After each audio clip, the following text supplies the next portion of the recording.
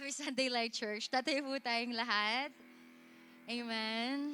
Magandang umaga po sa ating lahat na nandito. Excited po ba tayo na purihin ang ating Panginoon? Amen. Excited na yung katabi mo. Let's celebrate. We have a lot of reason to celebrate this morning. Come on. Hallelujah. Panginoon, pinupuri ka namin, no Diyos. Sinasamba ka namin, Panginoon. Mga palakpak para sa ating Panginoon na buhay ngayong umaga na to. We sing! Ooh, oh, oh, oh. Ooh, oh, oh, oh.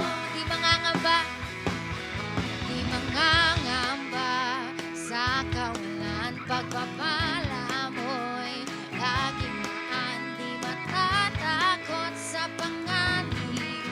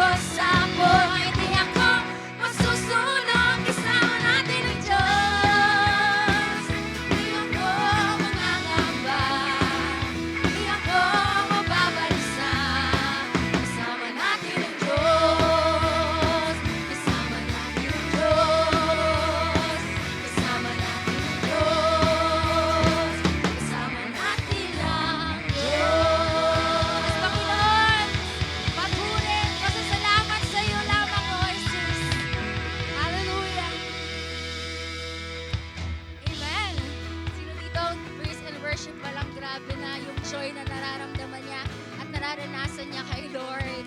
Let's greet one another this morning. Let's start our Light 60. Batingin po natin ang bawat isa sa lugar na to.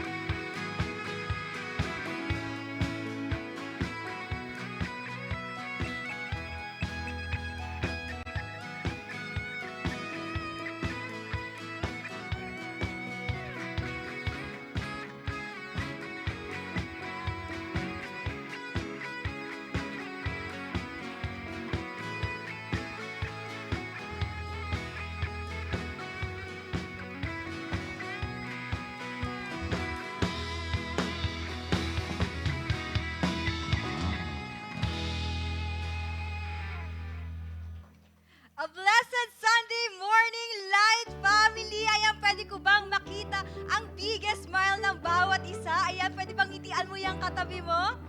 Amen! Thank you so much, Light Family. Mukhang ready na ready nga ang bawat isa para sa ating Sunday celebration ngayon. At bago tayo tuluyang magsimula, gawin muna natin itong mas masaya. Ayan, pwede mo bang lingunin yung katabi mo at sabihin mo sa kanya, blessed akong nandito ka today. Ayan, sa kabilang side naman, sabihin mo sa kanya, smile ka lang, mahal ka ni Lord. Thank you so much, Light Family. Makakaupo na po ang lahat. You know what, Light Family? Kahit marami mang nangyari sa paligid natin, the power interruptions, national news, or even sa personal life natin, one thing remains true, God is still good. Amen po ba? Amen. Kahit anong season, hindi nagbabago ang kabutihan ni Lord. Kaya kung naniniwala kang faithful si Lord sa buhay mo, can we give our loudest praise today? Palakpakan po natin si Lord. Amen.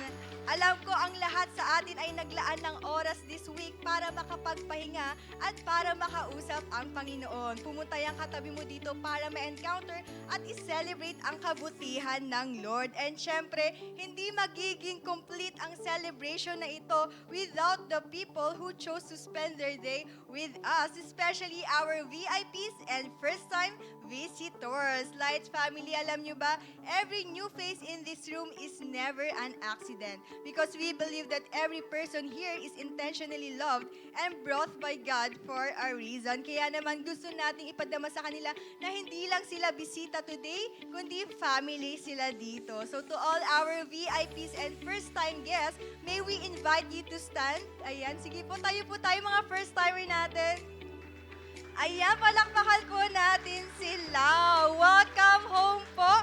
And we are so happy and grateful na nakasama namin kayo today. So after the celebration po, our Light Connect team would love to meet you for a quick welcome huddle and we'll also prepare a simple gift para po sa inyo. Once again, palakpakan po natin sila. Amen. Sige po, makakaupo na po tayong lahat. And next naman po, hindi rin natin kakalimutan ang ating mga returning friends. Kaya kung ito naman ay second time ninyo na makasama kami, can you please raise your hand? Ayan, pataas naman po ng kamay ng mga second time visitor natin. Ayan, nasa likod po sila. Welcome back po sa inyong lahat. Alam niyo po, kapag bumabalik ang isang tao, ibig sabihin may something siyang na-experience na naging meaningful sa kanya and we're truly glad that you chose to come back and celebrate with us again. And just like our VIPs, meron din po kaming inihandang simple token para sa inyo. Muli, sa ating mga VIPs, welcome home. At sa ating mga returning friends, welcome back to your Light Family. Palakpakan po natin si Lord sa buhay ng ating mga returning friends and first-time visitors. And ngayon naman, Light Family, let's check out the latest happening in our church community. Una na nga po dyan ay ang naganap na Lightstyle graduation. Ayan, congratulations to our graduates. Ayan, palakpakan po natin sila. So Light Family, let's praise Jesus sa buhay ng bawat isa. And yesterday, we also witnessed lives being publicly surrendered to Jesus through our water baptism. Grabe. Congratulations po to everyone who took this bold of step of faith, and heaven is rejoicing. And as your Light Family, we are celebrating with you. So let's all continue to walk this journey with the Lord. Amen. And next up naman po, one season may end, but another season of growth is about to begin because School of Discipleship 2026 is now officially open. So if you want to deepen your relationship with God, grow in your faith, and be equipped for His calling in your life, this is your next step. Here are the important dates to remember. Application and interview, May 5 to 22, Tuesday to Fridays. Enrollment, May 23, 2 p.m. to 5 p.m. For orientation, May 23, 6 p.m. So don't miss this opportunity to be trained, equipped, and empowered for God's purposes. And next naman po, and lastly, calling all our aspiring young athletes because we will be having a Light Church x MPBL Academy Basketball Clinic 2026. Ayan, pwede po bang palakpakan natin si Lord?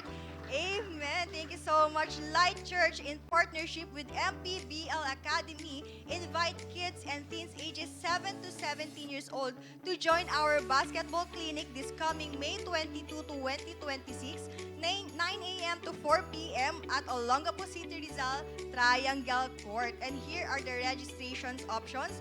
For option 1, free basketball clinic training and certificate. For option 2, free basketball clinic training, basketball uniform or jersey, and certificate. And for our reminders, participants must bring their own basketball, lunch, and refreshments, and applicants are required to attend Light Church Sunday Simba this Sunday, May 17, before registering, and you may choose any available time slot. Ayan, may 10:30 a.m. po tayo, 3 p.m., 5:30 p.m., and 8 p.m. And lastly po, please be reminded, after the Sunday celebration po, may kakausap po sa inyo from our Light Connect team, and after that, you may na proceed sa registration sa ating cafe and just look for Coach Rod Rumiral. Ayan po si Coach Rumiral sa gilid po natin. And for registration and more details, you may also approach Coach Albert Madronio. See you there, future champions. And that's all for our Light News. So Light Family, last Sunday, we learned about the one thing needed through the story of Mary and Martha. And truly, we were reminded that being with Jesus is always more important than being distracted by many things. And today, as we continue our series entitled The Only One, get ready because God is about to speak to us once again in a powerful and personal way. Kaya naman, pwede mo bang tanungin yung katabi mo, excited ka na ba? Amen. I believe na excited na ang lahat. So Light Family, open your hearts and let's prepare ourselves for what God wants to do today. Again, have a blessed Sunday celebration, Light Family. Happy po, Light Family. Pwede po ba nating batiin ang ating mga katabi ng Blessed Sunday sa'yo, kapatid? At sa mga nasa online naman po ba, pwede nyo po ba i-type sa comment section, Blessed Sunday. So, tunay nga po na napakabuti ng Diyos sa buhay ng bawat isa sa atin. Siya ang ating provider, sustainer, at source ng lahat ng meron tayo ngayon. Amen po ba?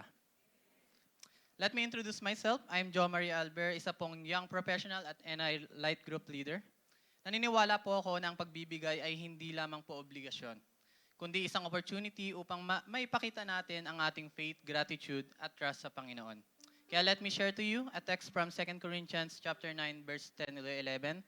Now He will supply seed to the sower and bread for food, will also supply and increase your store of seed, and will enlarge the harvest of your righteousness. You will be enriched in every way so that you can be generous on every occasion, and through your generosity will result in thanksgiving in God. So this is the letter of Paul to the Corinthian believers and encouraging them to be generous in all aspect. So ang verse 10 to 11 ay hindi natin masyadong napapansin dahil kasi madalas ang focus natin ay dun sa may verse 6 and 8. And that whoever sows sparingly will also reap sparingly, and whoever sows generously will also reap generously. No? Pinapaalala ni Paul to the believers that they are supplied by the Lord at wala nang ibang magpro-provide sa kanila. Kaya ang sinasabi ni Paul that if they are generously giving to the church, hindi lang sila sumusunod, pero ang generosity nila ay ang kayang mag-transform ng mga taong hindi pa nakakakilala kay Lord sa pagpapasalamat ng mga ito sa Diyos. Kaya naman, may malaking impact pala yung giving natin, no? That because of this giving, our church can reach more people, communities, business, and work places for the Lord. Ito din yung nagiging dahilan kung bakit madami tayong natatayong churches sa iba't ibang lugar tulad na lang ng Light Castillejos, Subic, Angeles, Bangal, at marami pang ibang napupuntahan. Not just galing sa mga sarili nating kakayahan, but because of our generosity. Now, ito naman ang assurance na sinasabi ni Paul, kung ikaw ay patuloy na magpo-provide generously, si Lord mismo ang magpo-provide hindi lang sa pangangailangan mo, kundi magiging generous ka na rin sa pamilya mo, sa ibang tao, at sa lahat ng occasion na masasabi na lang ng ibang tao na praise God dahil generous siya. Kaya po, ibalik natin kay Lord ang para kay Lord, at ang generosity mo will not only help this generation but also the next. Amen po ba? I just want to share my short testimony po. No? I started this journey in this church estimatedly 3 years ago. I started na sobrang higpit sa pera, not because ayaw kong mag-tithes or hindi ko kaya magbitaw ng pera, pero dahil sa sobrang higpit ng pangangailangan ko. Alam niyo po, bilang sumunod sa panganay kasi, I took the responsibility of helping my parents kasi po na-diagnose po sila na may diabetes and also wala na po silang trabaho. At the same time po, si Papa ko na half stroke. Napakamahal po ng maintenance at mga gastusin sa bahay kasi nagbabayad pa po ako ng bills. Alam po natin yan. Sometimes, dumarating po sa point na kailangan ko pong mangutang para lang matustusan ko yung mga pangangailangan ko at the same time yung pangangailangan ng family ko. Noong una, sobrang dami kong excuses sa mentor ko na hindi ako makapag-tithes kasi nga, ang hirap talaga. Naka-experience na po ba kayo ng ganun? Pero sabi ng mentor ko, why not try na subukan kahit maliit lang muna, basta ang goal natin is yung tithes. Alam niyo po, sinubukan ko sa maliit at hindi ko akalain na sa pagtatapat ko ng maliit, si Lord sobrang tapat pa rin niya. Hindi lang sa material at financial na bagay, pero maging sa mga bagay na hindi ko alam na kaya niyang ipagkatiwala sa akin. Alam niyo po, ngayon, pinagkakatiwalaan po tayo ni Lord, na maging parte ng live stream ministry as one of the camera operators po ng 8 a.m. and 10:30 a.m.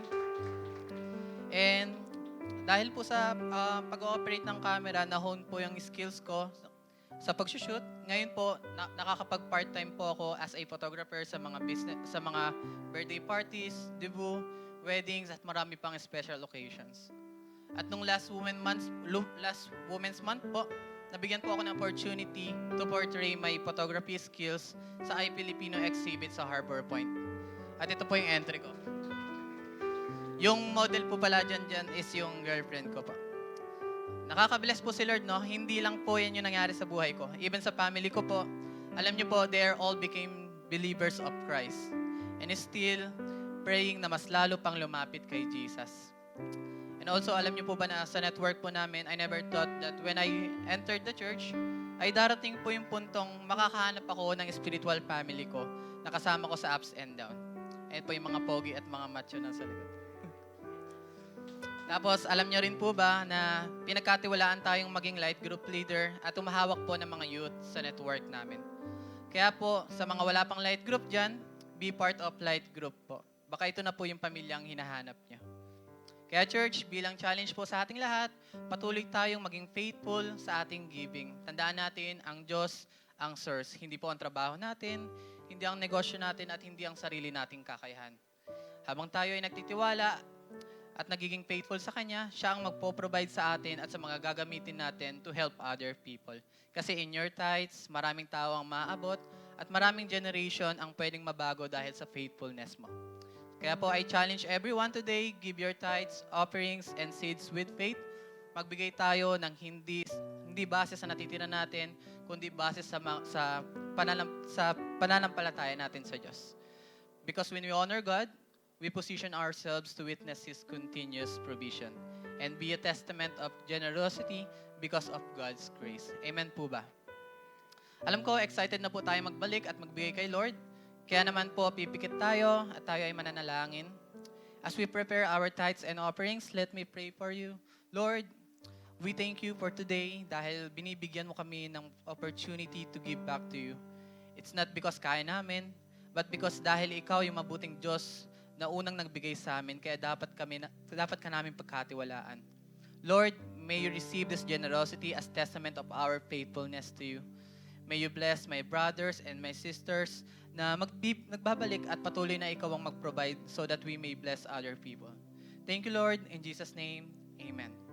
Let's give. May mga ushers po tayo sa paligid kung saan pwede po nating ibigay ang ating mga tithes and offerings. And for those who want to give online, you may send it through our bank transfer or e-wallet details na naka-flash po sa ating screens. So maraming salamat po, and I believe na hindi pa tapos si Lord sa buhay natin. Expect for more and be blessed. God bless us all.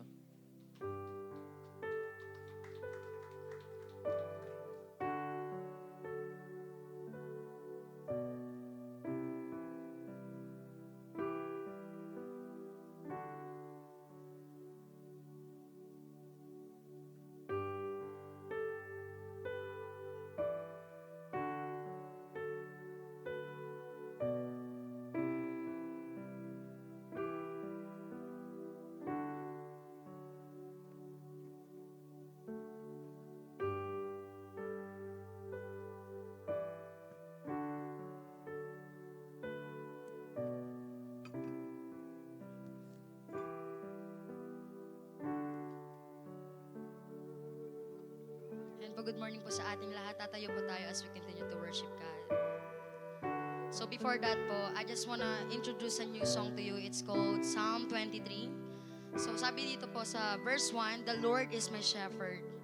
There's nothing I need. You lead me to the safest places. To walk in the meadow and lie by the stream. You meet me in the quiet places." Sa chorus naman po, "Your goodness and your mercy will follow me all the days of my life. And I dwell in your house for eternity." The verse 2 naman po, "Though I walk through the valley of the shadow of death, I don't have to fear no evil. For I know that you are with me. With oil of blessing, you cover my head." So sa bridge naman po, "And you prepare a table before me, right in front of my enemies. You're the shepherd of my soul, and you lead me in the right direction. My comfort and my protection. You're the shepherd of my soul." So I invite all of you to just close your eyes. Come on and just feel this song that God, you are my shepherd, Lord. Come on, maybe some of us here, nasa dilim ka ngayon, you are in the darkest valley ng buhay mo. But this song reminded us that God is our light. That God is our lead. That God is our guide. And remember that God is watching over you. Remember that, remember. It's Jesus, Lord, we worship you, Panginoon. God, you reminded us of how good shepherd you are, Panginoon. Lord, we worship your holy name. We worship you, our Abba Father, our leader, our mighty leader, God. Thank you, Jesus. Thank you, Jesus. As we worship you.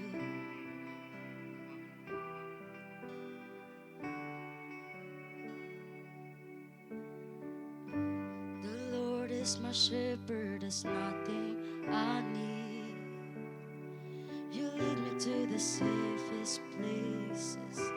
You lead me to the safest places. To walk in the meadow and lie by the stream. You meet me in the quiet places. You meet me in the quiet places. Though I walk through the valley, the shadow of death, I don't have to fear no evil, for I know that you are with me. With all of your blessing, you cover my head. You fill me to overflowing. My cup is overflowing.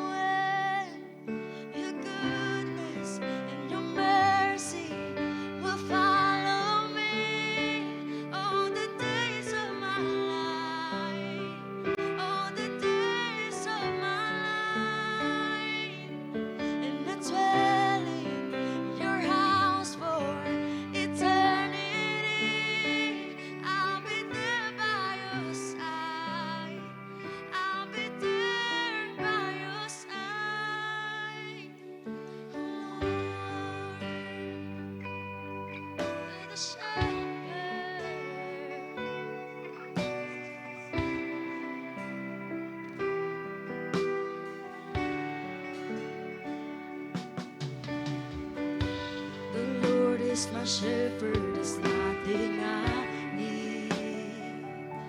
You lead me to the safest places. You lead me to the safest places. To walk in the meadow and lie by the stream. You meet me in the quiet places. You meet me in the quiet places. Though I walk through the valley, the shadow of death, I don't have to fear no evil, for I know that you are with me. With all of the blessing you cover my head, you fill me to overflowing. My cup is overflowing.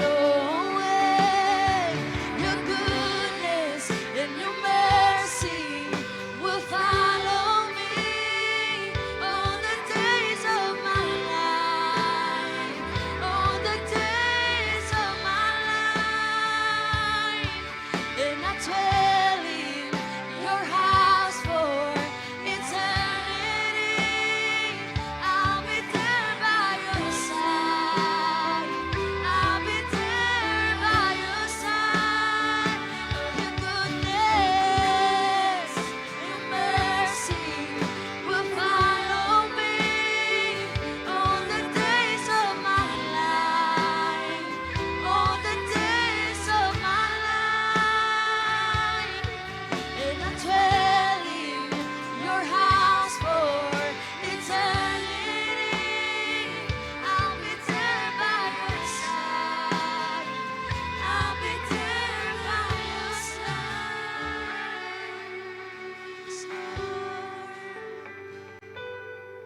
You're the shepherd. You're the leader. So Lord, you prepare a table, God.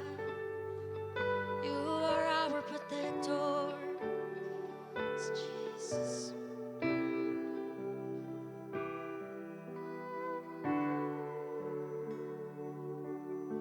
And you prepare a table before me, right in front of my enemies. You're the shepherd of my soul.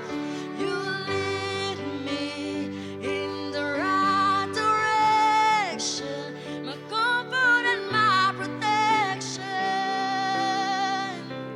You're the shepherd of my soul, and you prepare a table before me, right in front of my enemies.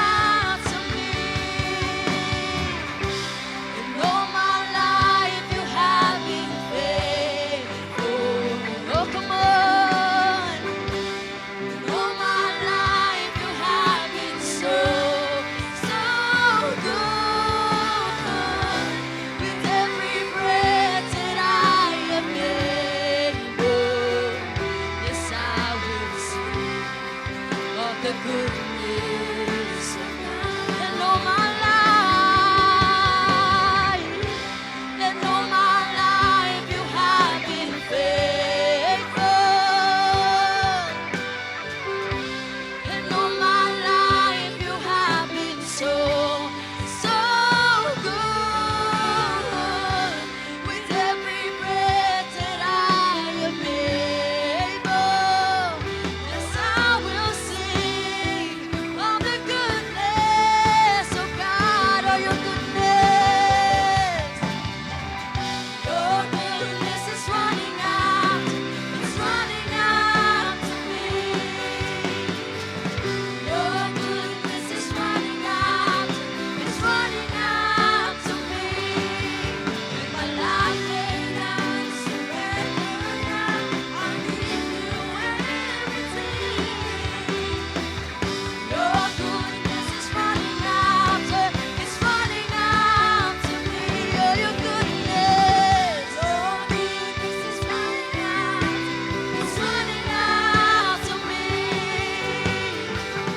Your goodness is running out, it's running out to me. With my life laid down, I surrender now, I give you everything.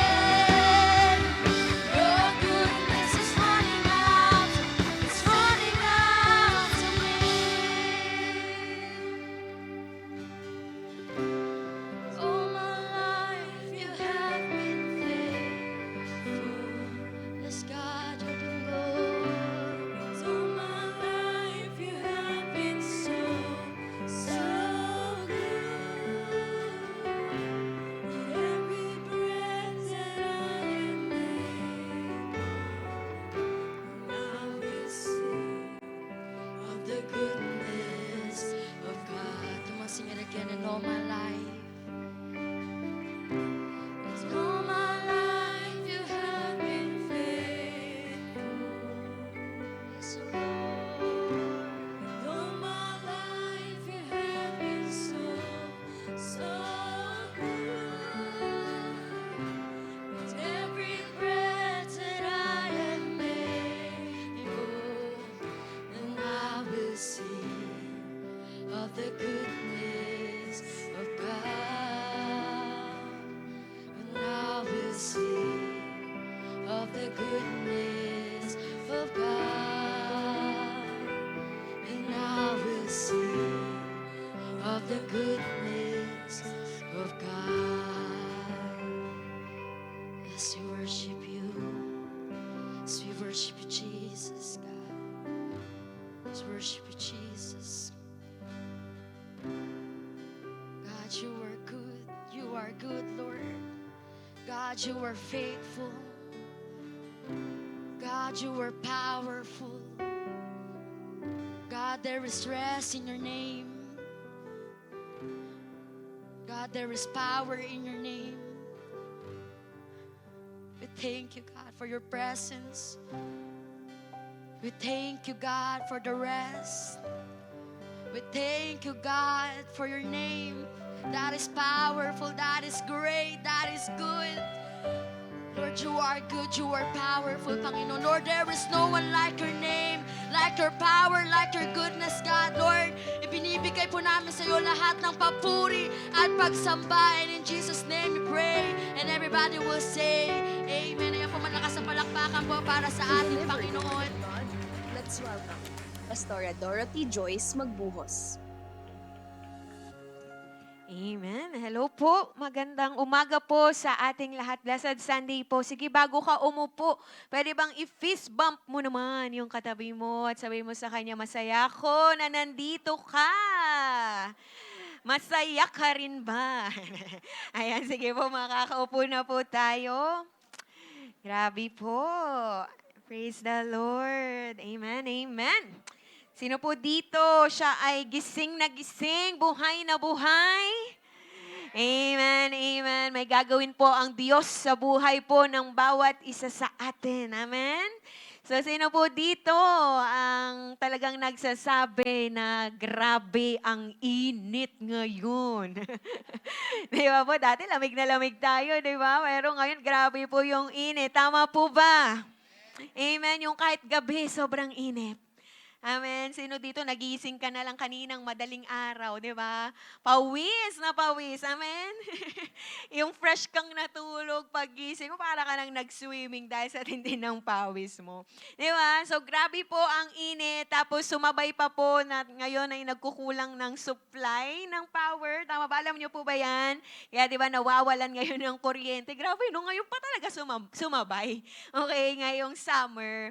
Tapos, hindi lang yun, di ba? Hindi lang sa mainit, hindi lang dahil sa walang kuryente, pati ba naman pagtingin mo sa media or sa mga balita ay nag-iinit din.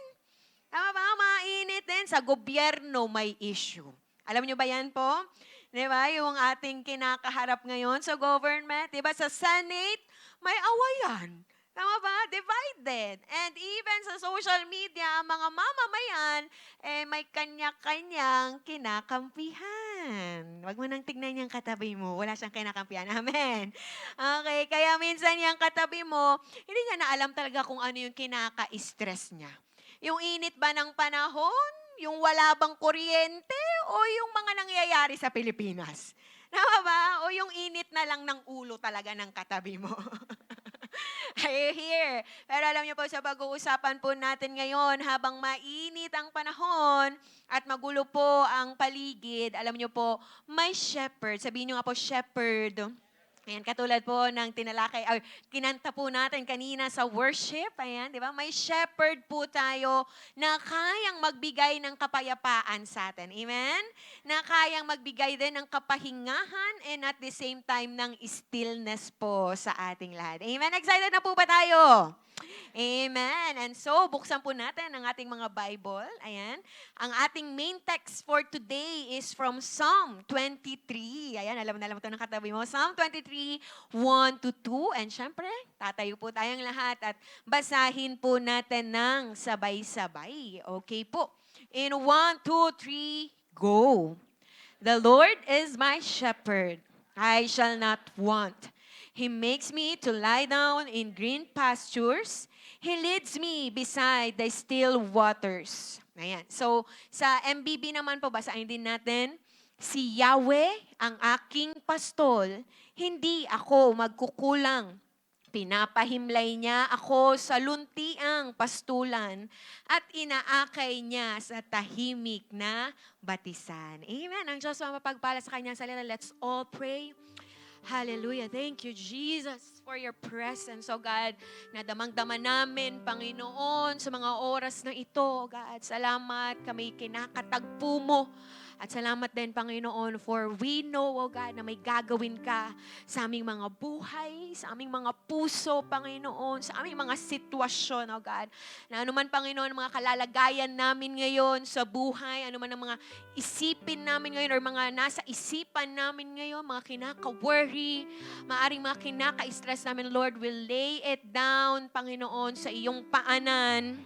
And we believe, Lord God, na Ikaw ay in control sa lahat ng ito. We just depend on You. We just trust on Your will, on Your purpose, oh God, sa buhay po naming lahat. Ngayon, Lord, magpo-focus lang kami, Panginoon. We strip away, Panginoon, ano man ang mga pwedeng makapag-hinder sa amin sa pagtanggap ng buo ng iyong mga salita. And this time, Lord, I pray that in Jesus' name, maranasan namin, Lord, ang katindihan ng presensya mo, ang kapangyarihan mo, ang pagkilos mo, Panginoon, ang transformation, Lord God, na naidudulot ng iyong mga salita sa buhay namin. And God, victoriously, we claim, oh God, na may gagawin ka sa buhay po namin. Holy Spirit, malaya kang kumilos sa bawat isa sa amin. Gamitin mo lamang din ako as your mouthpiece sa iyong mga anak. We love you, God, and we praise your name in Jesus' name. Amen. Amen. Sige po, makakaupo na po tayong lahat. Praise the Lord. Hallelujah. So, ayan po, yung binasa natin is from Psalm 23 and I believe marami po sa atin dito familiar na siya dito. Amen. Di ba? The Lord is my shepherd. And we know na ang nagsulat po nitong awitin, ang taas, no? Parang gusto ko bang maging Regine dito? And ayan. So, ang nagsulat po nitong psalm na to, or nitong awitin na ito ay si King David. Ayan. So, alam niyo po, marami pong mga Bible scholars ang naniniwala po na isinulat po ito ni David nung siya po ay mature na. Okay? Yung mga part daw ng mga huling bahagi na po ng buhay niya. Bakit po? Kasi po yung tono, pag binasa niyo po yung Psalm 23, yung tono po, okay, dito, ay hindi na po galing sa batang shepherd lang.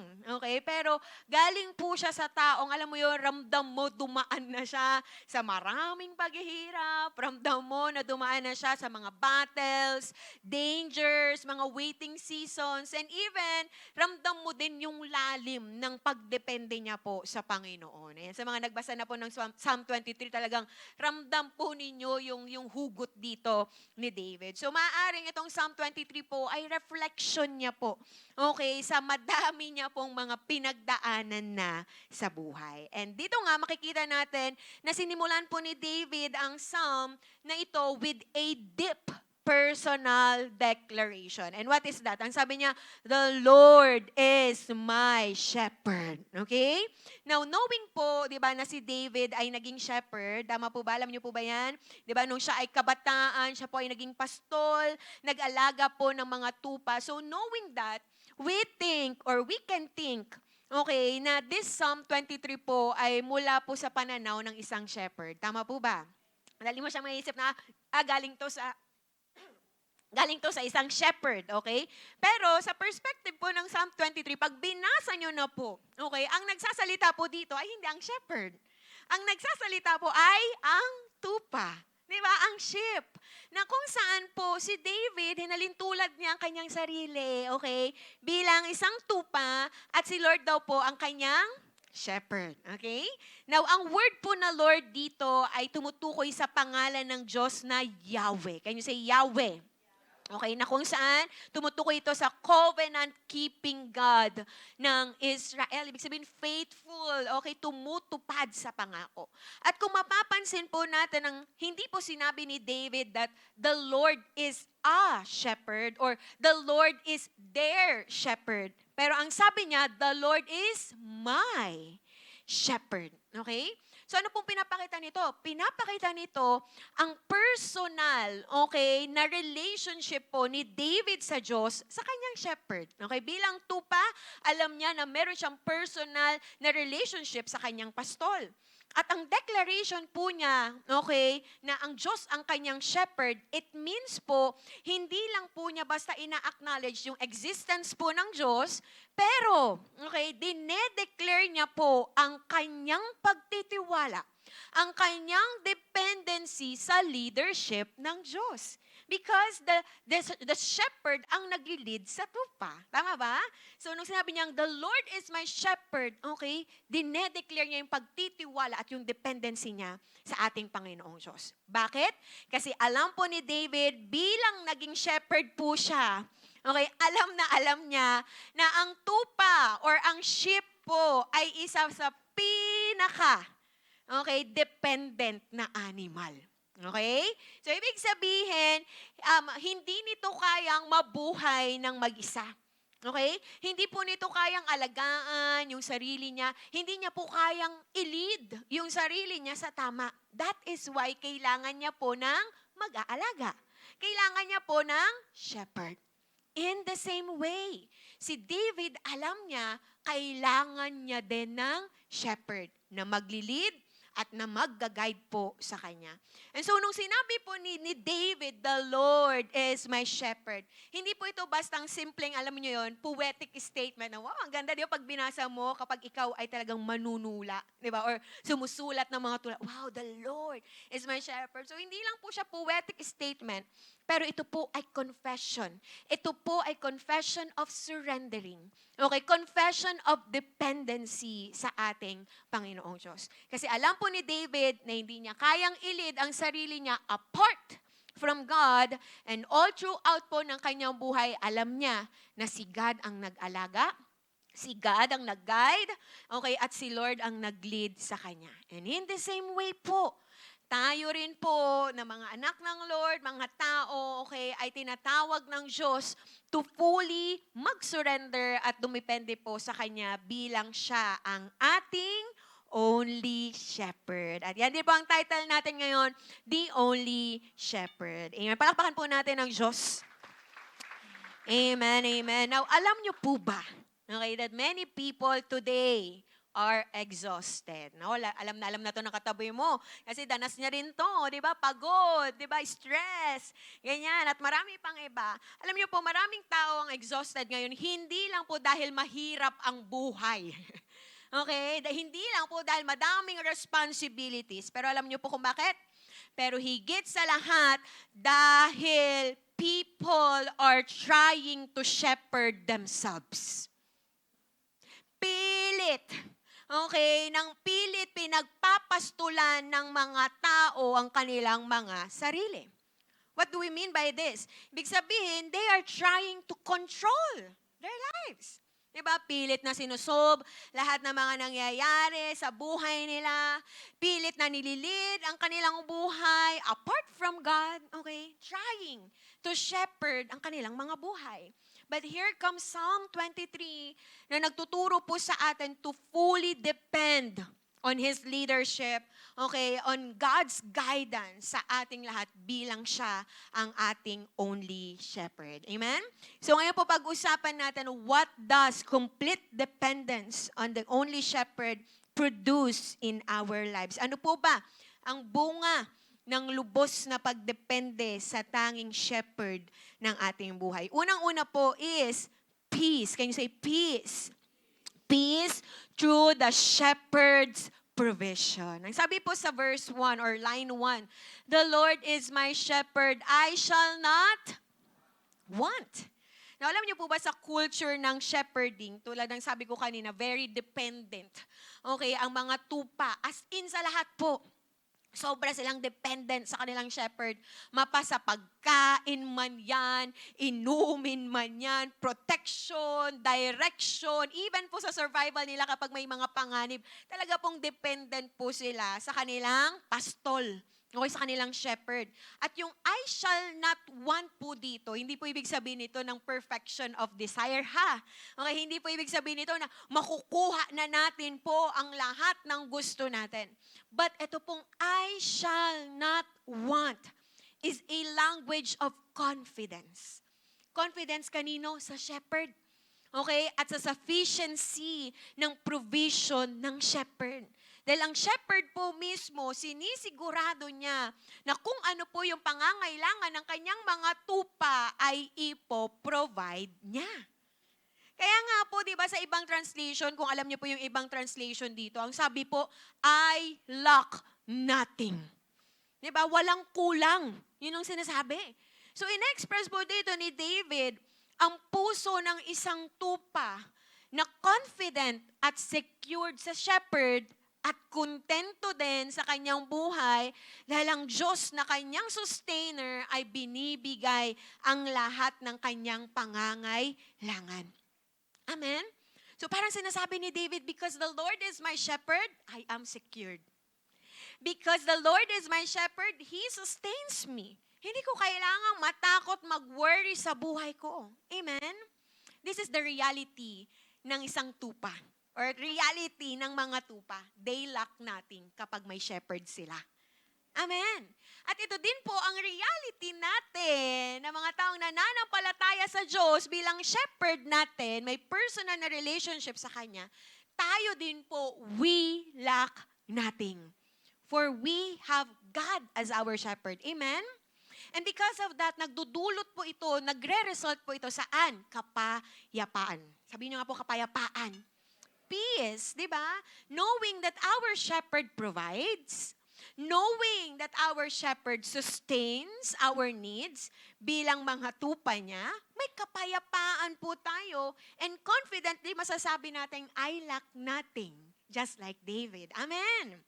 Sino dito confidently nasasabi mo or masasabi mong I lack nothing? O diba? Ito na lang side na to, tapos may isa lang dito. Diba? Yun na lang ang confident. Diba?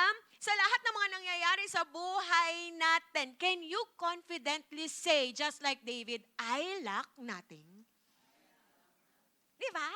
Diba? Parang sa atin, oh, parang ang hirap sabihin ito. Pero kapag may ganun tayo, maybe nakakalimutan nating may shepherd tayo na kayang i-sustain, i-provide ang mga pangangailangan natin. Amen? Now, ito na po ang problema. But all through the ages, sa mga lumipas sa panahon, even hanggang sa panahon po natin ngayon, pilit pong pinapakita ni Satan na ang Diyos ay madamot. Are you here? Pilit pong pinapaniwala ng enemy na ang Diyos ay nagbibigay lang kapag gusto niya. Gusto ni Satan linlangin ang mga taong nagtitiwala sa Diyos at paniwalain silang may kulang sa buhay nila. Are you here? Sino dito? May mga bumubulong sa'yo, kulang ka. May kulang sa'yo. Sila tignan mo, lahat nasa kanila, pero ikaw kulang. May kulang sa'yo. Tama ba? Amen. Pinapaniwala ni Satan ang tao na deprived tayo sa magagandang bagay dito sa mundo.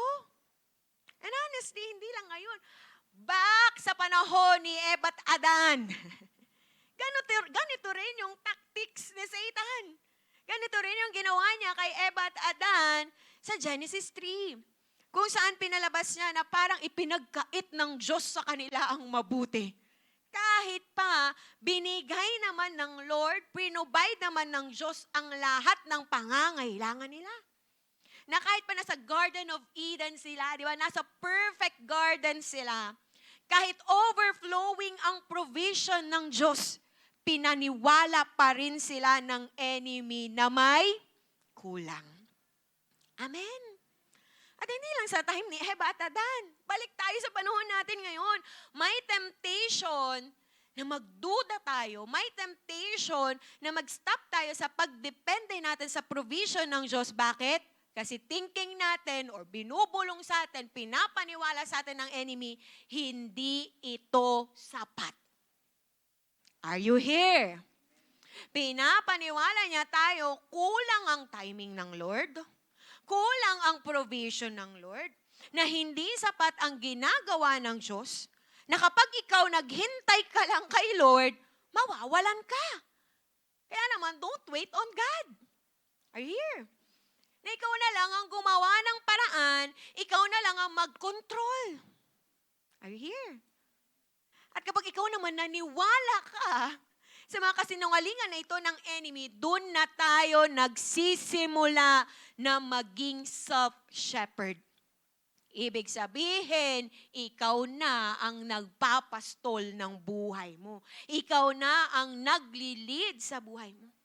Self-shepherding is living as if everything depends on you. Are you here? Akala mo lahat nakadepende sa'yo. Diba? Future mo, pamilya mo, career mo, timing mo, diba? Provision, everything. Kaya dumarating sa time with this mindset, hindi ka na dumedepende sa Diyos at sa kanyang provision. Are you here? This is why maraming pagod. Maraming walang peace. Why? Dahil feeling nila, sila lang ang dapat na magdala ng lahat.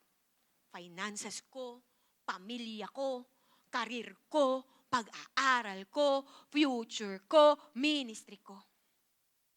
And sino dito naniniwala, hindi mo kaya lahat? Amen. That is why kapag binitbit natin lahat yun, di ba, sinarili natin yun, diba, tayo lang ang nasusunod, lagi ka talagang magiging anxious. Palagi ka talagang pagod, restless ka talaga, at lagi kang nasa panic mode. Ang culture natin ngayon nagtuturo ng self-sufficiency or self-dependency. Di ba? Ako ang bahala sa sarili ko. Kaya ko ang sarili ko. Di ba? Acting like shepherds ng sarili. Di ba? Galing-galingan, bida-bidahan. Pero sa dulo, pagod. Di ba? Sa dulo, ubos. Di ba? Sa dulo, puno ng takot. Puno lang ng stress. Pero ang Psalm 23 ay tinuturuan tayo na dumepende sa Diyos, dumepende sa shepherd na tunay na may alam, tunay na may pakialam at kayang mag-provide ng mga pangangailangan natin. Amen? Ang shepherd natin, sino naniniwala? Ang shepherd natin hindi nagkukulang. Amen? Ang shepherd natin hindi nahuhuli sa provision. Ang shepherd natin hindi nakakalimot at hindi nagpapagod mag-provide. Amen! Eh, so bakit mo sinasarili lahat? Kung alam mo pala na yung shepherd mo ang bahala, eh bakit mo sinasarili ang lahat? Bakit naggagaling-galingan tayo? Bakit nililid natin yung sarili natin apart from God na hindi muna natin tinatanong ang Diyos? Are you here? Amen. That is why ang mga taong naiintindihan at dumedepende talaga kay Lord, may kapayapaan sila. Amen? Dahil ang peace po nila ay hindi nanggagaling sa dami ng meron sila, pero sa confidence nila sa shepherd at sa provision nito. Na kahit pa uncertain yung mga nangyayari. Di ba sa paligid natin, hindi ko na, Lord, alam anong nangyayari. Bansa namin, Lord. Hindi ko na alam kung anong nangyayari. Di ba napaka-uncertain ng economy natin, ng government natin, ng finances natin, ng future natin. Pero ikaw may peace ka pa din. Why? Because you are confident na sapat ang shepherd mo at sapat ang provision niya. Amen. Palakpakan natin ang Lord. So that is number 1. Next, number 2. What does complete dependence on the only shepherd produce in our lives? Number 2, rest. Can you say rest? Ayan, gusto to ng katabi mo, kaya medyo talagang tignan mo yung katabi mo. Parang pumipikit na rin yan. Okay, rest through the shepherd's presence. Ang sabi sa next verse, ang sabi doon, He makes me to lie down in green pastures. I want to tell you, hindi po ito simpleng picture lang ng provision. Di ba kasi yun yung thinking natin, green pastures, di ba yun yung tinake na natin dito, provision ng Lord. Yes, it is. Okay? Pero hindi din siya simpleng, alam mo yung picture lang ng provision or even ng pahinga. Sino dito nakahiga ka na sa green grass? Di ba? Meron na ba? Di ba ang sarap humiga, tapos nakatingin ka lang sa langit. Amen, di ba? Yung feeling ng ganon. Pero hindi siya ganon lang. Why? Kasi may malalim ito na larawan ng security, ng trust, at even ng rest na nanggagaling sa presensya ng Diyos. Now, alam niyo po ba, ang tupa ay hindi po basta-basta humihiga. Di ba sino yung mga nag-aalaga ng pet, di ba? Aso, pusa, di ba sila lagi, wala silang pakialam, basta kung gusto nila humiga, hihiga sila. Kahit pa nagagal ka, pinapagalitan mo kasi nginat-ngat yung ano mo, yung tsinelas mo, di ba higaan ka lang nila. Di ba? Pero ang tupa, hindi po sila ganun. Hindi sila basta-basta humiga. Sa nature po nila, very anxious animal po sila. Ibig sabihin, madali silang matakot. Madali silang mataranta, madali silang ma-disturb, at maging restless. Kaya naman po, ang sheep, ang mga tupa, they do not naturally lie down unless they feel completely safe. Hindi mo sila mapapahiga kapag takot sila. Hindi mo sila mapapahiga kapag gutom sila. Di ba parang yung katabi mo, hindi makatulog sa gabi kapag gumaganon yung tiyan niyo, tumutunog. Di ba kayo magmi-midnight snack yan? Tama ba? Di ba? So gano'n ang mga tupa. Ano pa?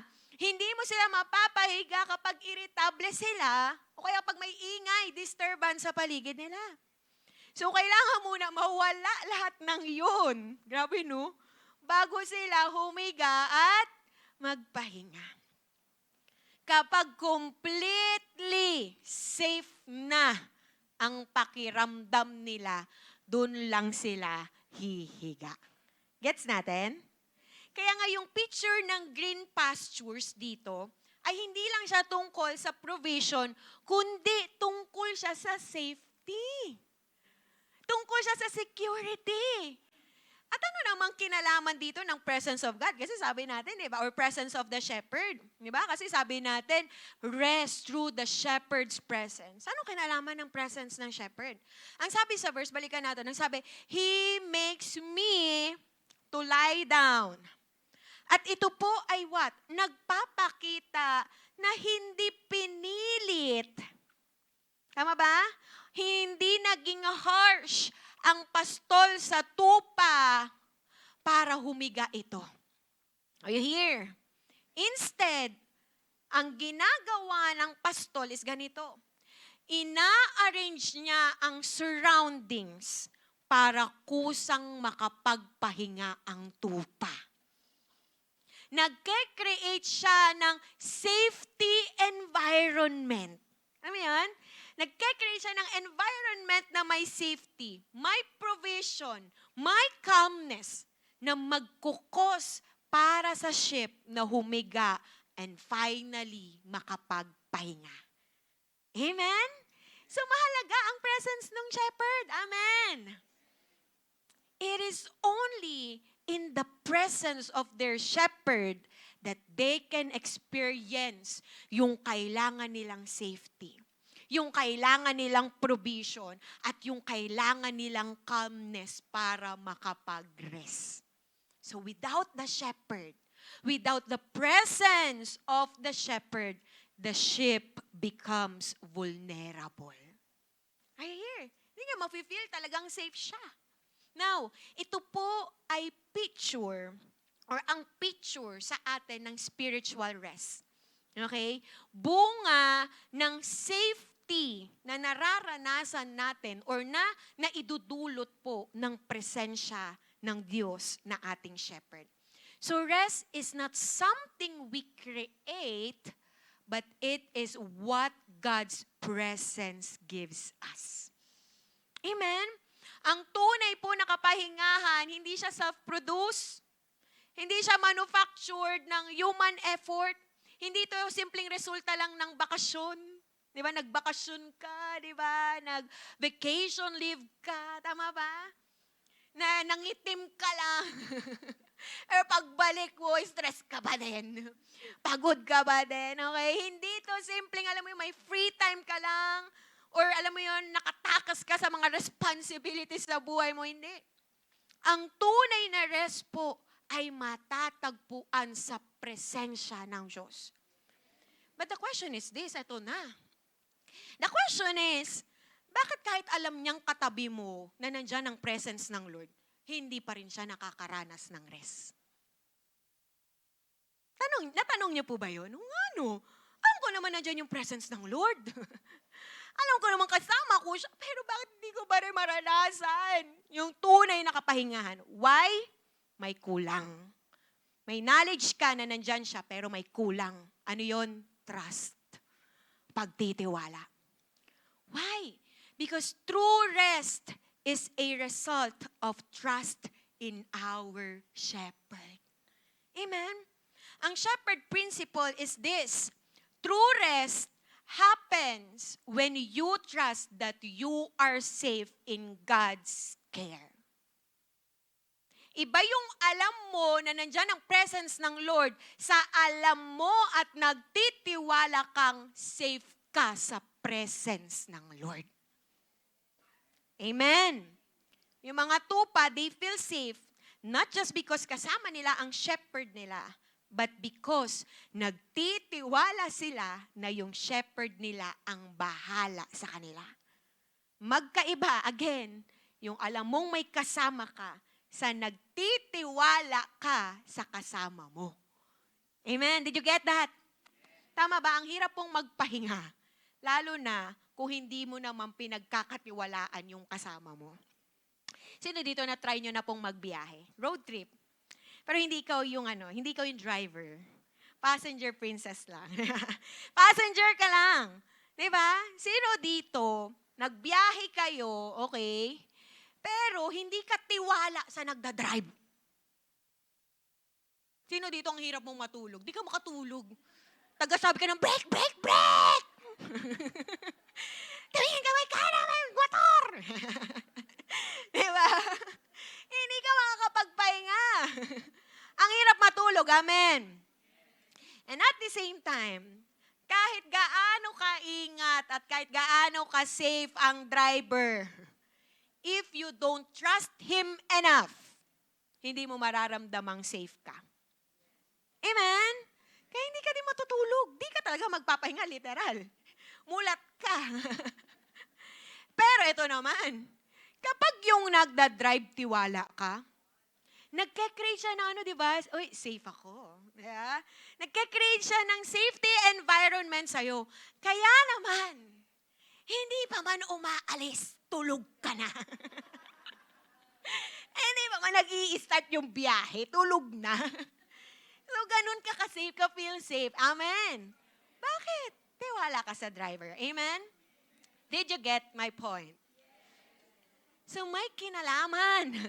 May kinalaman ang pagtitiwala sa sense of safety natin.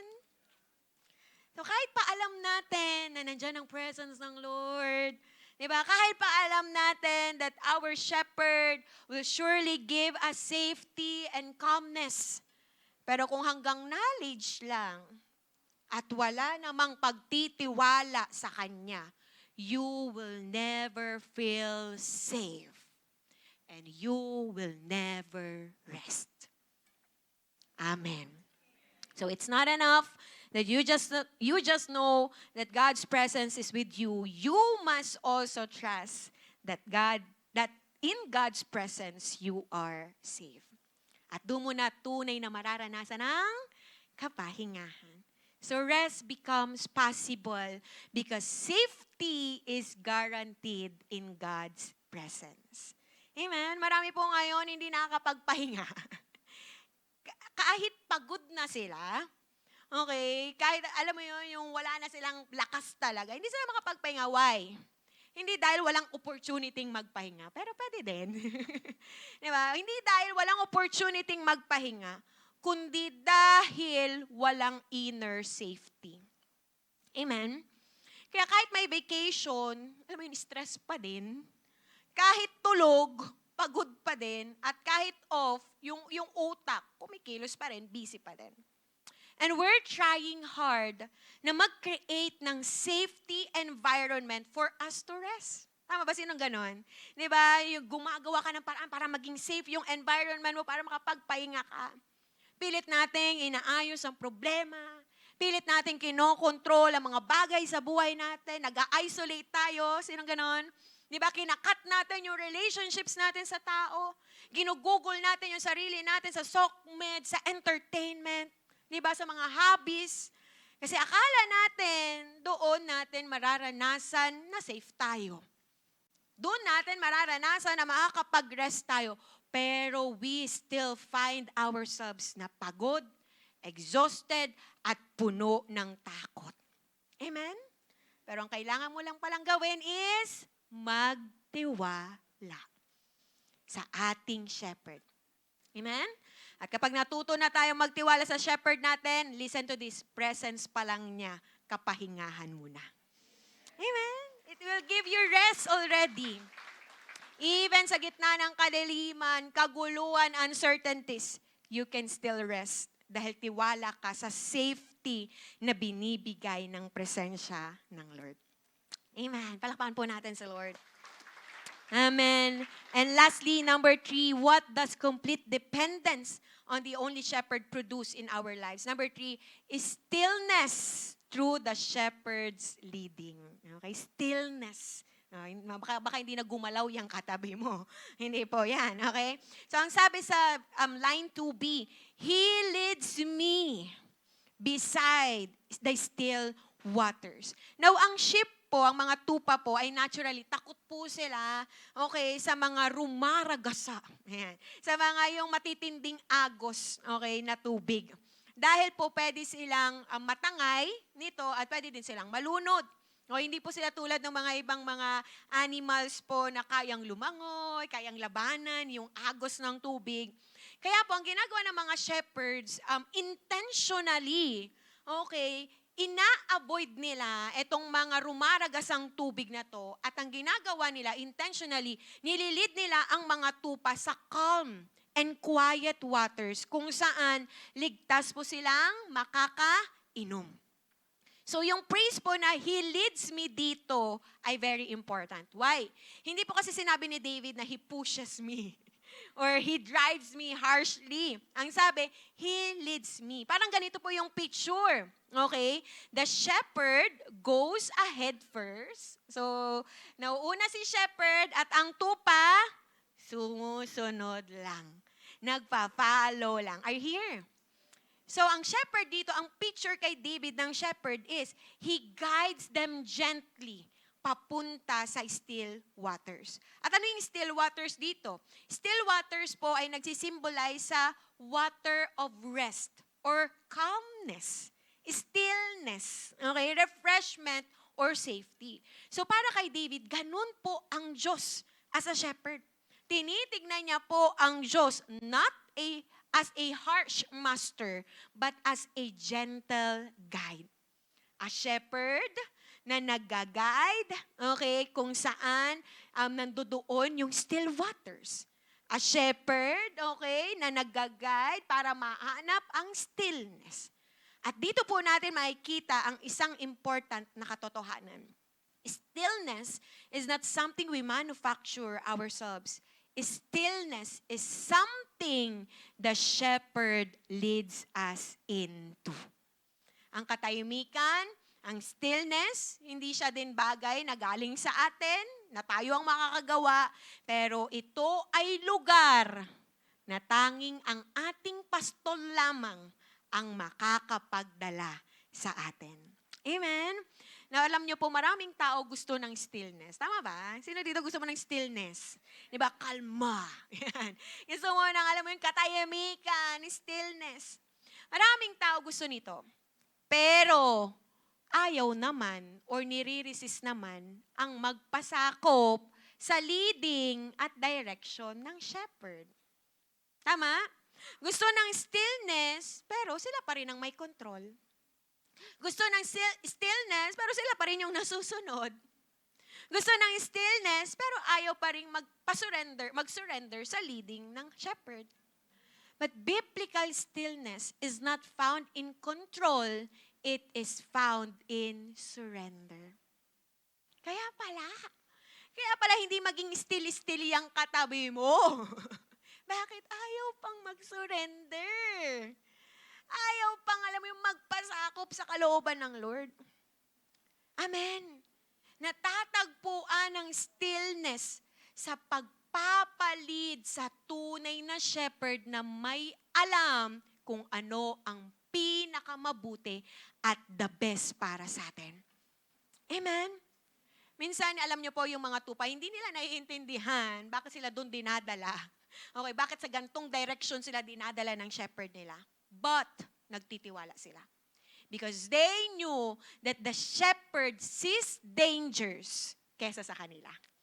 Amen. Ganon din po ang Diyos sa atin. May mga bagay na akala natin mabuti para sa atin. Tama ba?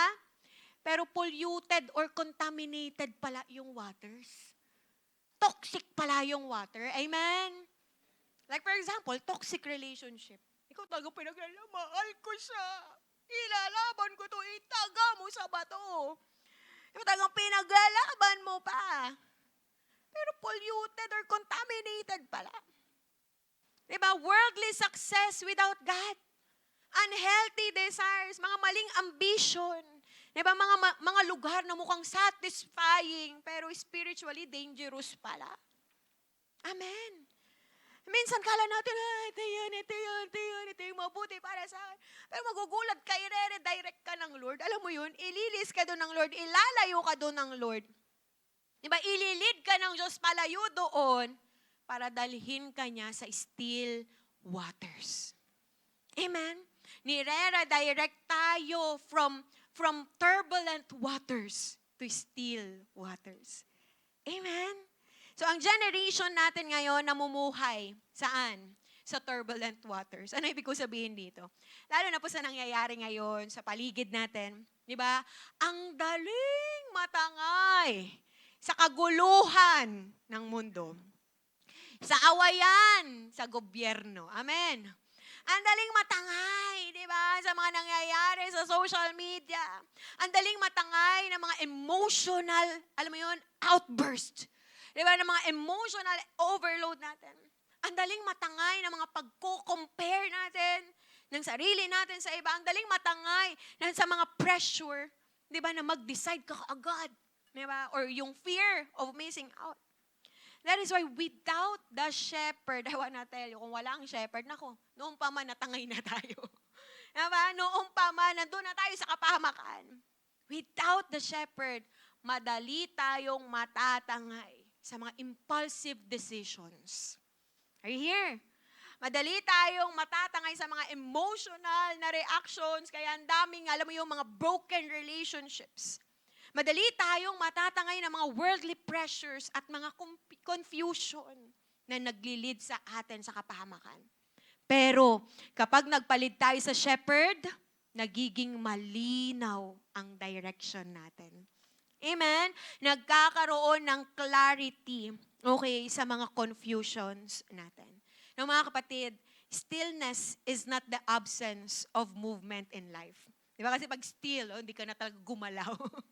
But stillness is not the absence of movement of life or in life, but the presence of stability in the soul.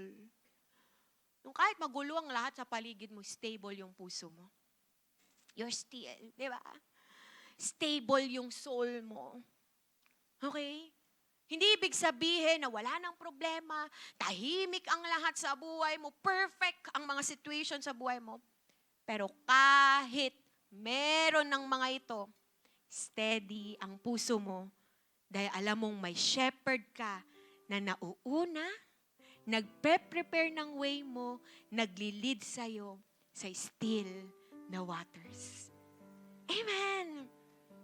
Na kahit sa noisy seasons ng buhay mo, sino dito nandun ka sa season na yun?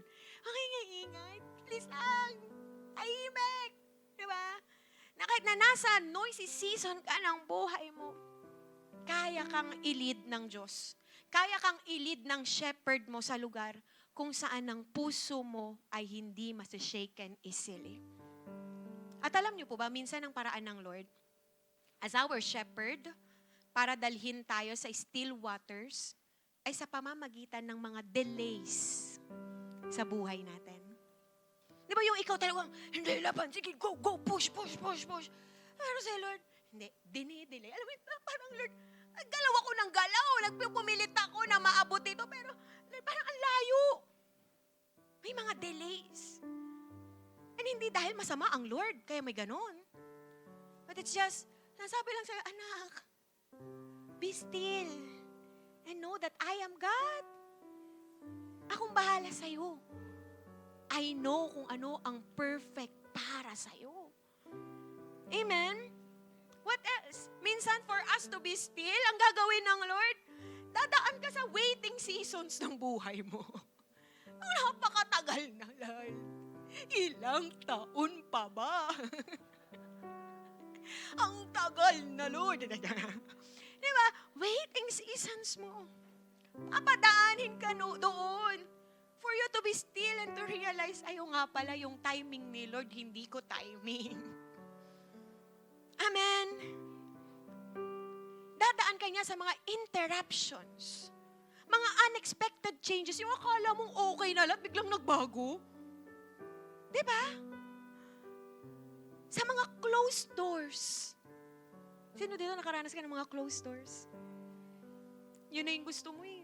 Pero sinara ng Lord. At idadaan ka niya sa mga painful na mga redirection. Hindi para saktan ka or what, pero para dalhin ka sa still waters mo. Amen? Minsan nakala natin mga, alam mo yung rejections tong mga to, pero shepherding pala ng Lord. sa atin. Inalis niya lang tayo sa mga polluted waters, mga contaminated waters, para ilid tayo sa still waters. Kaya naman sumuko tayo at magpasakop sa ating pastol, at yan ang susi para magkaroon tayo ng stillness sa ating soul. Amen. Pwede mong palapakan natin si Lord? Amen. Again, ano po yung tatlo? What does complete dependence on the only shepherd produce in our lives? Una, peace through the shepherd's provision. Number 2, rest through the shepherd's presence. And last, amen. So Psalm 23 reminds us that the greatest peace in life, that the greatest rest and safety in life ay hindi nanggagaling sa pagkokontrol natin ng ating buhay. Hindi nanggagaling sa paglilid natin sa sarili lang natin. At hindi nanggagaling sa kung yung tayo, yung nasusunod sa buhay natin.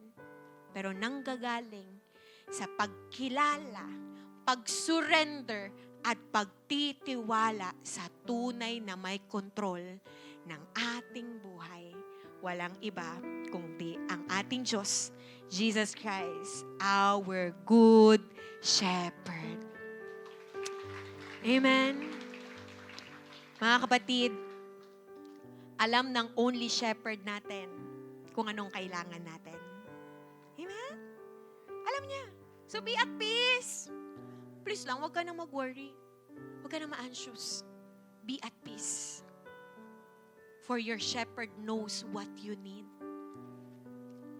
At the same time, alam ng only shepherd natin kung nasa ng green pastures. Amen? So rest and feel His presence. Amen? And lastly, alam ng only shepherd natin kung nasa ng still waters. So trust His leading. Follow His leading. Amen? Kaya nga po, as an application, isa lang po. Stop self-shepherding. Alam niyo po, ang problema ng tao, hindi lack of opportunities. Hindi lack of knowledge or lack of ability. Ang problema ng tao, nating mga tao, gusto nating tayo ang maging shepherd ng buhay natin. Gusto natin tayo ang masunod sa buhay natin. We want control. Are you here? We want na kung anong gusto natin, yun ang masusunod. We want na tayo yung may final say, hindi si Lord. Gusto natin, hawak natin yung future natin. Yung timing, and even the results. Pero kapag tayo ang humawak ng lahat ng yan, I wanna tell you, kala natin, doon tayo makakapagpahinga. Kala natin, doon tayo magkakaroon ng kapayapaan. No, kabaligtaran po. Ang mararanasan natin, the more we control everything, the more mong nililid ang sarili mo apart from God, the more kang magiging anxious. The more ka lang mapapagod. The more ka lang matatakot. And the more ka lang magiging unstable. Tandaan po natin mga kapatid, hindi ikaw ang shepherd ng buhay mo. Sabihin mo nga yan sa sarili mo, hindi ako ang shepherd ng buhay ko. Sabi mo din sa katabi mo, hindi ikaw ang shepherd ng buhay mo. Amen.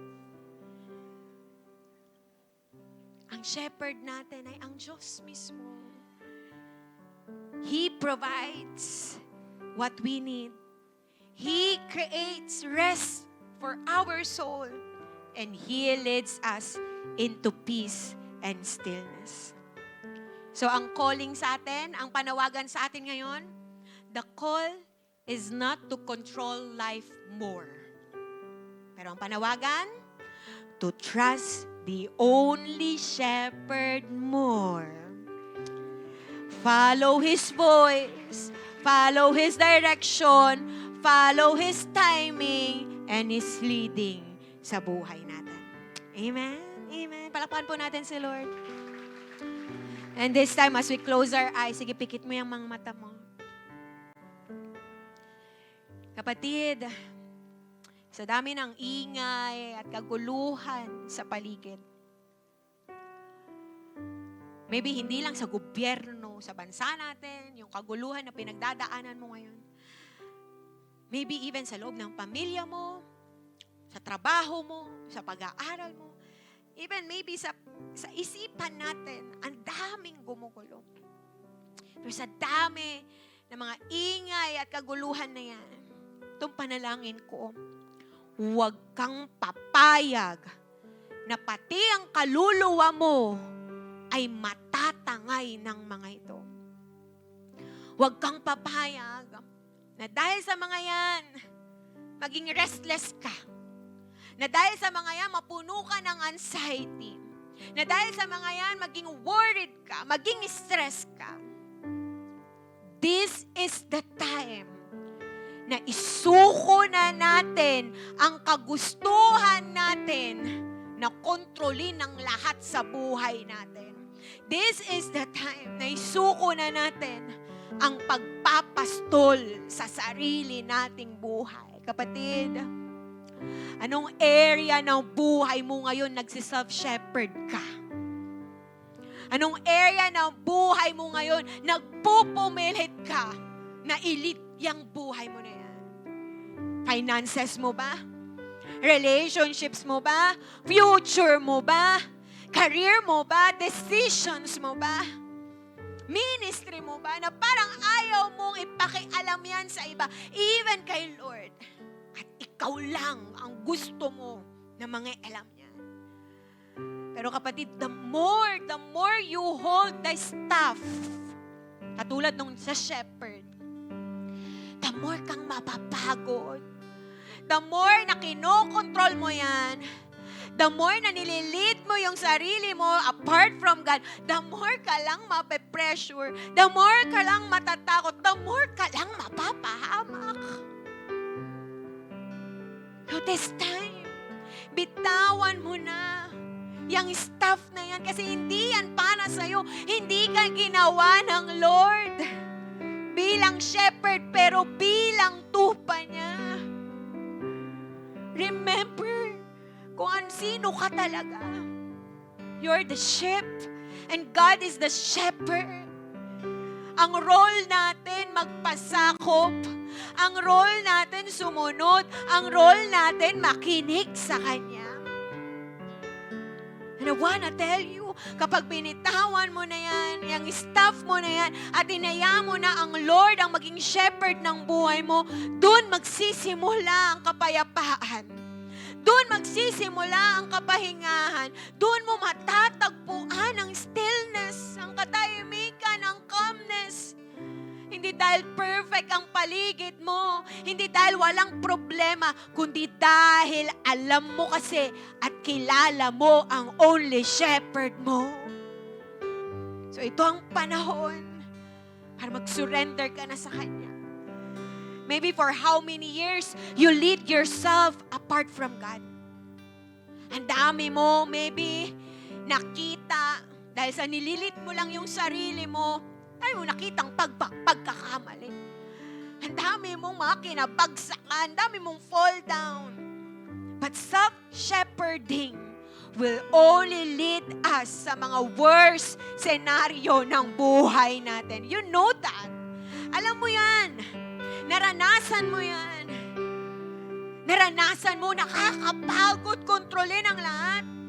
Naranasan mo, Lord, nakakapagod kumilo sa sarili kong kaparaanan. Lord, nakakaubos. Nakaka-stress na hindi umaayon ang lahat. Kahit pa ginagawa ko naman ang lahat.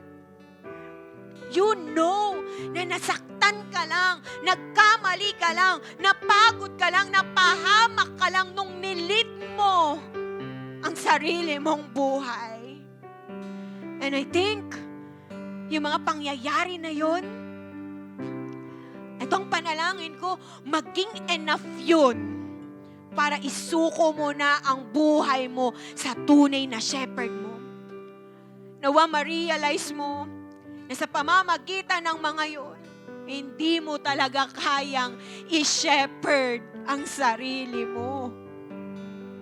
O maybe tayo yung tao na pinipilit ang timing. Pero lagi kang hinaharap ng Lord sa delays. And it doesn't mean masama ang Diyos.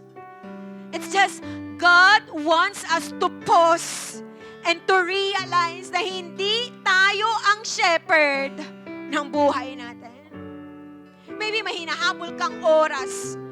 Kaya gusto nating madaliin ang lahat. Pero kapatid, hindi natin control ang oras. At hindi natin ang timing ng Diyos. Ang shepherd ang may control sa buhay natin. So why not surrender to Him? Or maybe may iba sa atin dito,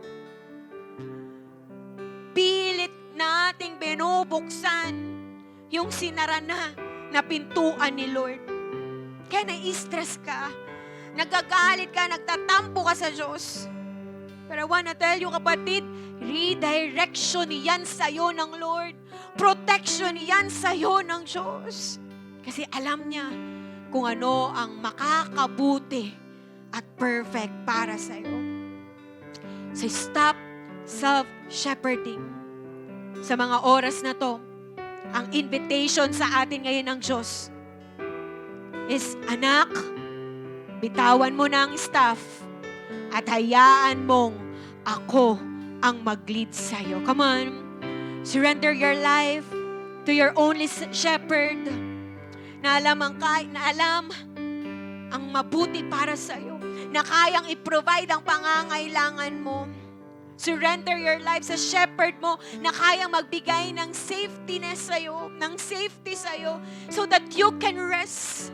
And surrender your life sa shepherd mo na dadalhin ka, ililid ka sa still waters. Hallelujah.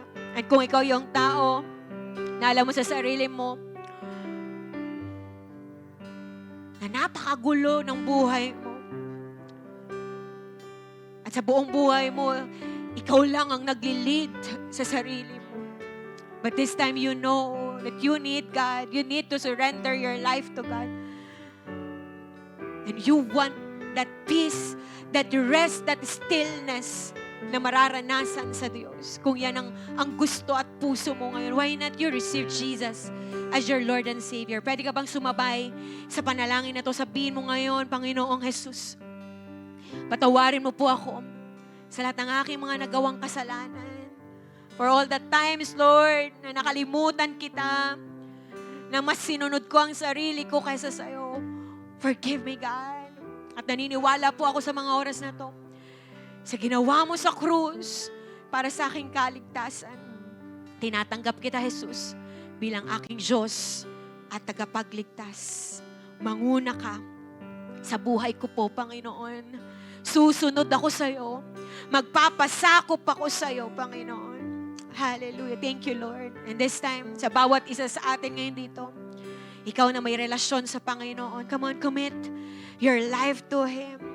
If you are declaring and saying right now, committing yourself right now, Lord, I commit myself to you.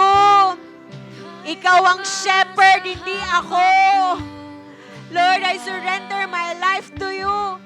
My future to you. Kung yan ang panalangin mo, pwede ka bang tumayo ngayon? Come on, stand up. Raise up your hands right now. And commit, surrender. Surrender everything to God. Magtiwala ka sa leading niya. Magtiwala ka sa kalooban ng Diyos. Come on.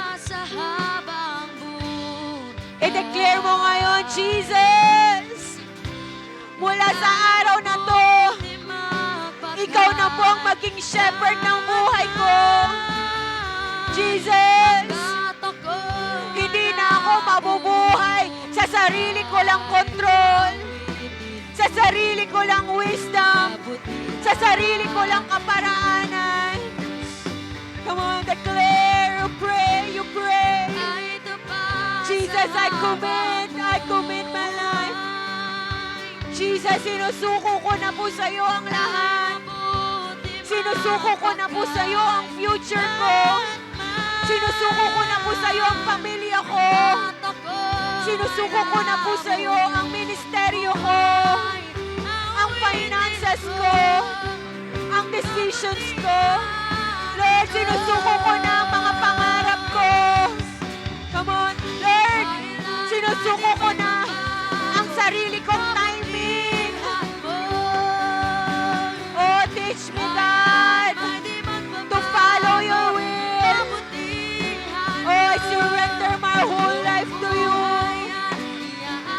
Teach me, God, to trust your provision, to rest in your presence, and to follow your leading. Come on. This time, worship God right now. Come on, pagkatiwalaan mo ang Diyos.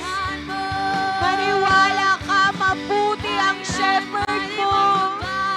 Maniwala ka that He can provide and He will provide your needs. So don't be anxious. Do not panic. Do not worry anymore. Come on, trust. Trust that your shepherd is good and that you are safe in His presence. So rest. Rest in His presence right now. Magtiwala ka that your shepherd will lead you. Sa still waters will lead you. Sa purpose niya, sa maganda niyang kalooban. Come on. You trust God. You follow Him. You follow His leading. Magpasakop ka sa timing niya. Magpasakop ka sa kalooban niya. Oh, thank you, Jesus. Come on, worship.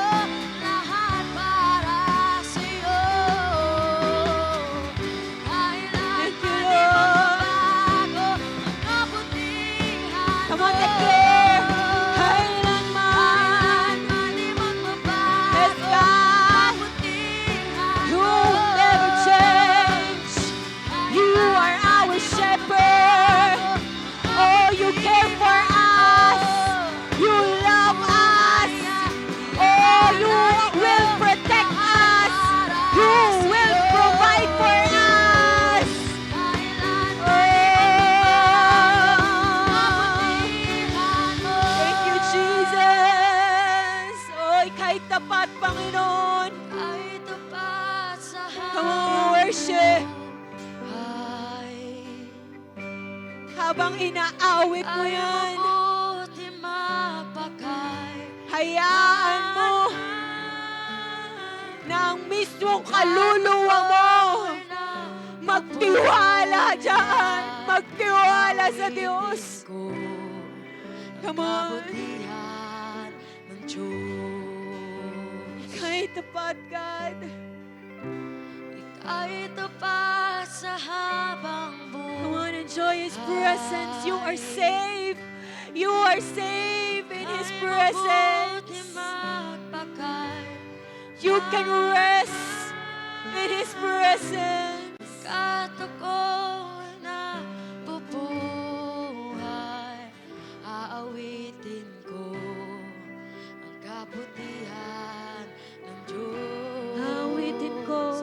Aawitin ko Yes, Lord. ang kabutihan ng Diyos. Awitin ko. Aawitin ko ang kabutihan ng Diyos. Hallelujah. Thank you, Lord. Thank you, Jesus. Thank you, God. Come on, be secured in His presence. Be safe in His presence. Rest in His presence. And be at peace in His presence. Oh, thank you, God. Jesus, you are our shepherd. And we are your sheep, oh God. Oh, we surrender our lives to you. We surrender our future to you, our families, oh God, our careers, our timings, Lord. We surrender, Panginoon, everything to you. We surrender, Lord, yung mga closed doors sa buhay namin. We surrender, Lord, yung mga delays sa buhay namin, Lord. We surrender it to you and we just trust in you, God. We just trust in you, Lord. Hindi lang namin alam na kasama ka namin. Hindi lang namin alam na shepherd ka namin. But we trust and we believe that you are our good shepherd. That we are safe in you, God. Na kami ay ng mga pangangailangan namin, Panginoon, ay kaya mong i-provide. And that you're leading for us, oh God. Ay kung ano yung makakabuti, dadalhin mo kami sa kung ano yung makakabuti at perfect para sa amin. Lord, we choose surrender over control. Lord, we choose trust over fear, over doubts, and we choose your leading over our own leading and understanding. Mula ngayon, Panginoon, magpapasakop kami sa iyo. Magpapalit kami sa iyo. Susunod kami sa boses mo. Susunod kami sa timing mo. Susunod kami sa direction mo, Panginoon. Ikaw ang aming only shepherd at sapat ka, Panginoon, sa buhay namin. Come on, palakpakan mo ang Panginoon. Thank you, Jesus. Oh, thank you, Lord. We worship you. Come on. Come on. You worship God. Clap your hands for the Lord. Thank you, Jesus. Come on, can we shout, thank you, Jesus. Thank you, Jesus. Amen, amen. There's a reason to celebrate.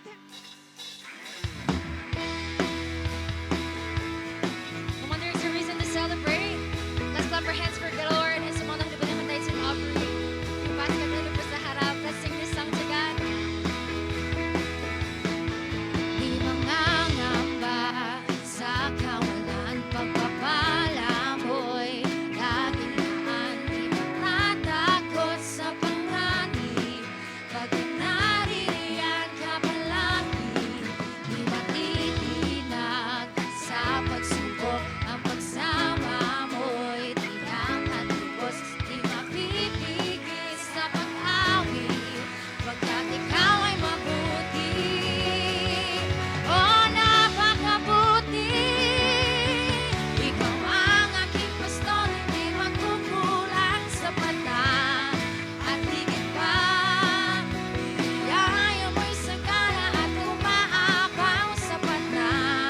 At higit pa, sapat na sa lahat kong pangangailangan. Higit pa sa lahat kong inaasahan. Wala nang mahilig pa, pagkat ika'y sapat na. Ika'y sapat na, at higit pa. Oh, oh, oh. Oh, oh, oh, oh,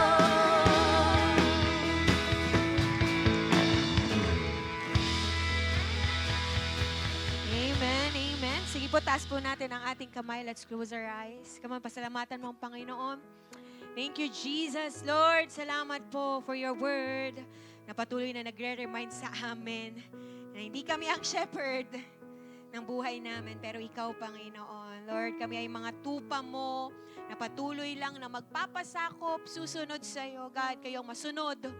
Lord, kayo manguna, Panginoon, sa aming mga buhay. For we know, Lord, that we are safe, O God, sa iyo, O God. And at the same time, we know na ikaw ang pinaka nakakaalam kung anong pinakamabuti at the best po, Panginoon, para sa amin. We surrender our lives, our future, and everything, Lord, sa buhay namin ito. Thank you, God. And Lord, patuloy niyo pong pagpalain Yung mga anak na ito, O Diyos, ang aking mga kapatid na ito, ganoon din ang kanilang mga pamilya. Protectionan niyo po sila, Lord. Ingatan, saan man po sila magpunta. Kagalingan, Panginoon, ang tumaloy sa mga may sakit, Lord God. I pray for your provision, Lord. I speak blessing. I speak life. I speak abundance. I speak comfort. Peace, O God, sa iyong mga anak na ito. Come and receive the blessing of the Lord. The Lord bless you and keep you. The Lord make His face shine on you and be gracious to you. The Lord turn His face toward you and give you peace. Thank you, Father. Thank you, Jesus. And thank you, Holy Spirit. Sa iyo po lahat ng papuri, pagsamba at pasasalamat. In Jesus' name. Amen. Amen. God bless po sa ating lahat. Ingat po tayo at magkamayan po tayo.